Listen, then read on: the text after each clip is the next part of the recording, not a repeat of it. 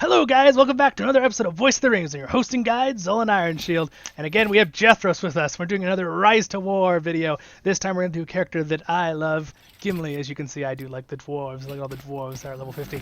Uh, but You're the we're going to dwarf do. master. Yes, we're going to talk about dwarves. And we're going to talk about Gimli in specific for this episode. And here we go. Don't forget to like and subscribe, guys. Helps with those algorithms. All right, so we're going to talk about first, real quick. I'll talk about it. So I have him respect 5. But he's definitely a might-focused hero. So Jethros and me have talked about, we already had 2 episodes on Gandalf and Arwen, and we've talked about how they're very focus-heavy characters. Gimli is very might-focused. He is a very might hitter, hard hitter. So again, yes, we're going to talk about, so items, you want items to give him might. Really, the bottom line is, right? So I'm using the Warhammer on Gimli, which gives him might and army defense, because really the way I've built him right now, my army is just a defense force where it's just all guardians, and then I also have ram riders to help reduce defenses for Gimli to do more damage. So Gimli's the damage dealer on this setup I have.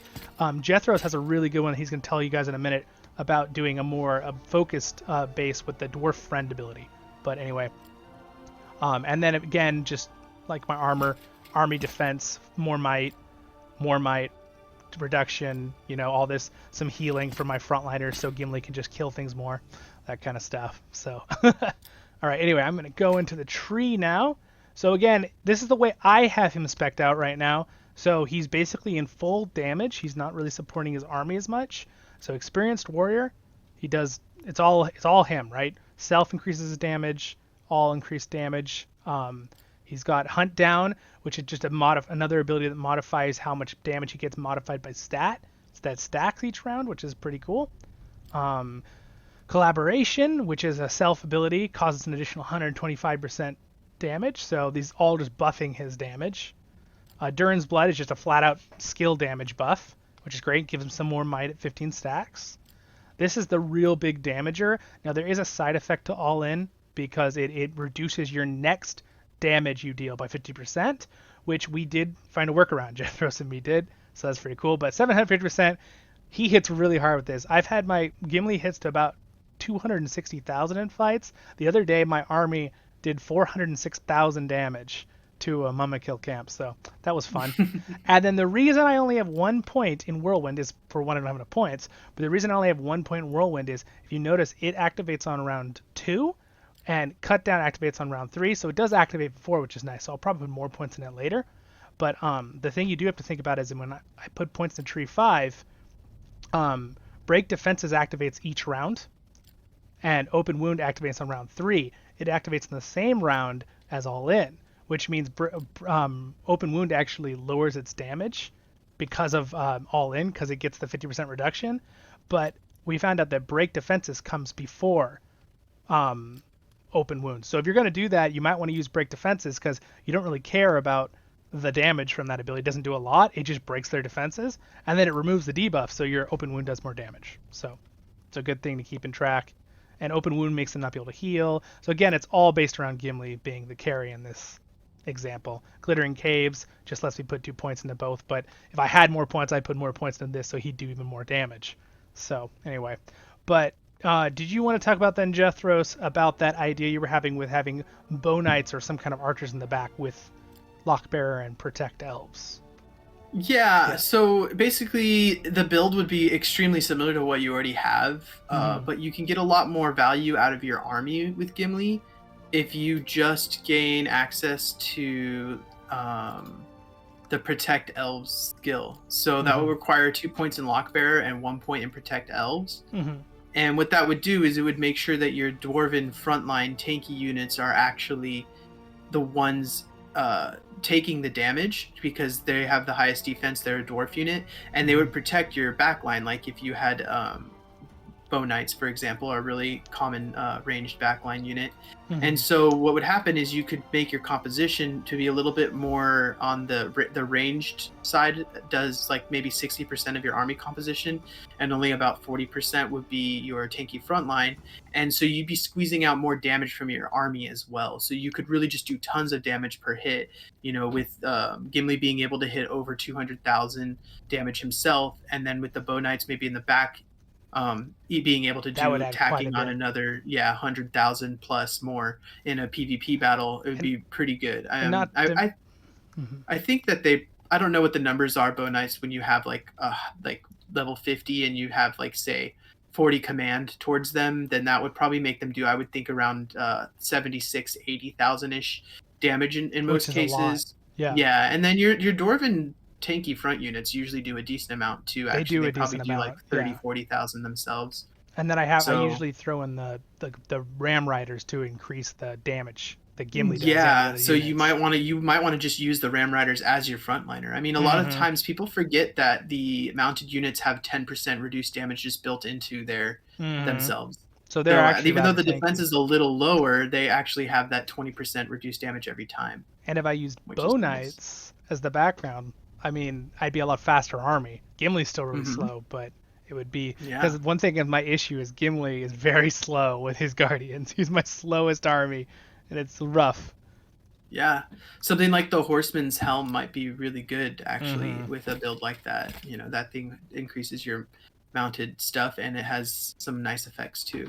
Yeah, Um, so yeah. because I've got 379 might, but my movement is only 79. So it's like it's quite a trade-off there. But it was fun the other day. I hit an army and I killed 3 armies with Gimli, and he had to get sent home because his troops all died. And I wasn't expecting him to kill 3 armies and then get sent back. I thought I could just pull him back. It was like Gimli did too much damage. But Yeah. but if I'm doing a 406,000 damage with that one build, I would lose a little bit with Gimli probably, just a tiny bit. But if I have that build you're saying with Bow Knights or with regular sharpshooters in the back, that might Hmm. bump it up to 450,000 damage or maybe a little more, depending Yeah. on the composition of units. So, When people do testing, I think that they only look at either how much damage their soldiers are doing or only how much damage their commander is doing. But people mhm, forget that you want to look at them added the together combo is to see really the good. total damage. Like you said, when you said you did over Yeah, 400,000 because that was attacking mummy kills, 140 from my troops, from my yeah, guardians and my 140 from goats. troops, and then it was like 260 or 70, Hmm. something like that, from Yeah, Gimli, it which was. is incredible. My eyes kind of got big when I looked at it. I was like, wait, what? Is that right? It's nice. Yeah, it was very enjoyable.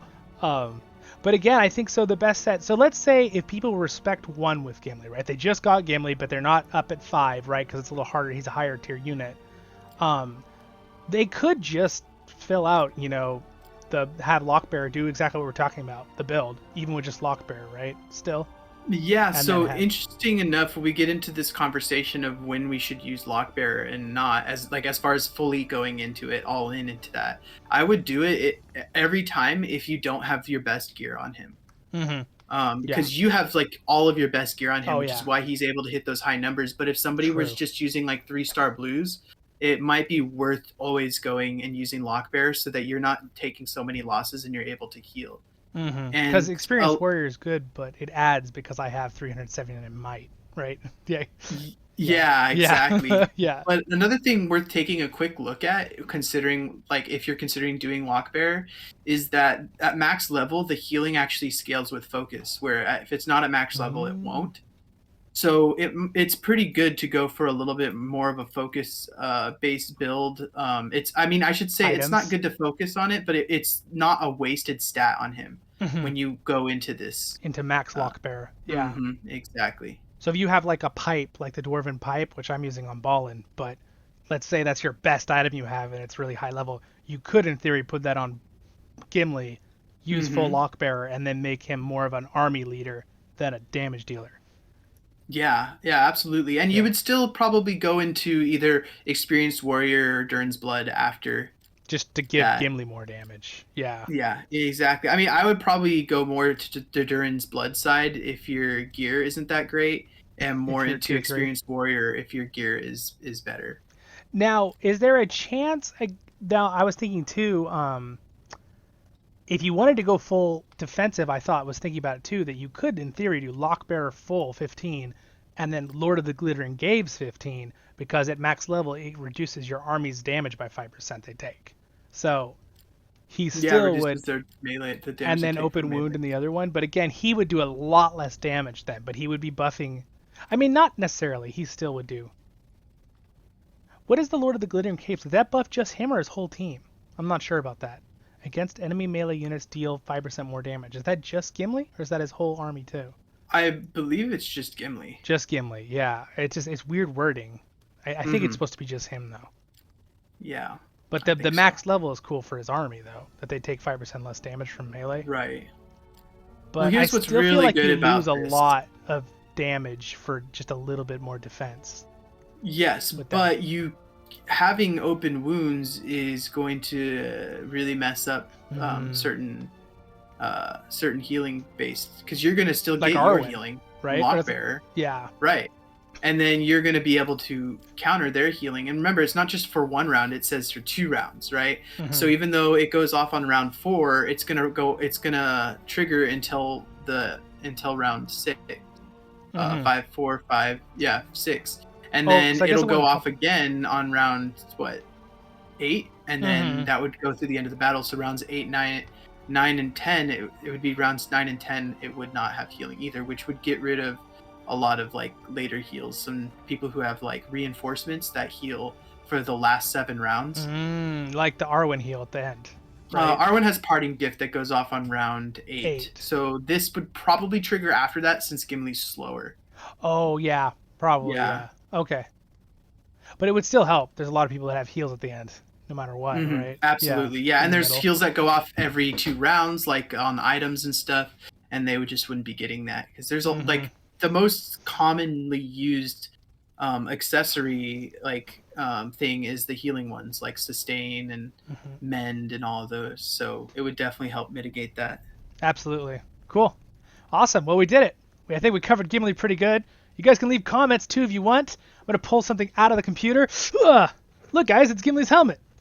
Too bad I can't put it over my headset. But it's a little tarnished, but it still looks good. All right, you guys, well, have a wonderful day in Middle-earth. I'm your hosting guys on Ironfield, and Jethros. Do you ever want another title, Jethros, or you just like Jethros? Jethros is fine. All right, Jethros, you all know. My real name, but maybe we'll unveil that in another video. Everyone knows him from Server 55, though, on RiseToWar. So, and then click the subscribe button up there, guys. And then we got the next episode for these up in the top left. And on my main place, A Locher Tale, which is my Lord of the Rings Online stuff, voiceovers, will be over there for my normal people who are all here. And you're all welcome if you're brand new. Have a wonderful day in Middle-earth, guys. See ya.